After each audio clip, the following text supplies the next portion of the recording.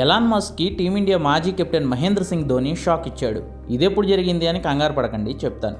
Dhoni IPL ముగిసిన తర్వాత Dubai I-108.3 ఈవెంట్లో పాల్గొన్నాడు. CSK captain Ruturaj Gaikwad, coach Stephen ఫ్లెమింగ్తో కలిసి పార్టిసిపేట్ చేసిన ధోని పలు విషయాలపై తన అభిప్రాయాలు చెప్పాడు.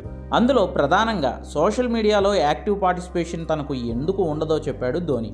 తను చెప్పాలనుకున్న విషయాన్ని ఇన్స్టాలో చెప్పడానికి ఇష్టపడతానని, ట్విట్టర్లో తనకు అంత కంఫర్ట్గా ఉండదు అని చెప్పాడు.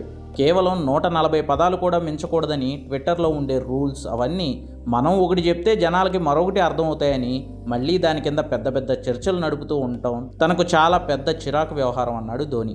దాని బదులుగా ఇన్స్టాలో ఓ ఫోటోనో వీడియోనో పెట్టేసి సైలెంట్గా ఉండడం ఉత్తమమని అన్నాడు.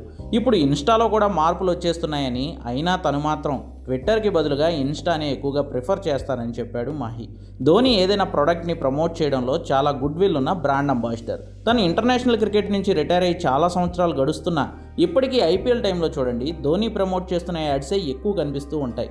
అలాంటి వ్యక్తి ఓ సోషల్ మీడియా ప్లాట్ఫామ్ని తక్కువ చేసి మాట్లాడడం అంటే దాని కంపెనీకి, దాని అధినేతకి షాక్ ఇచ్చినట్లే కదా అంటున్నారు ఫ్యాన్స్.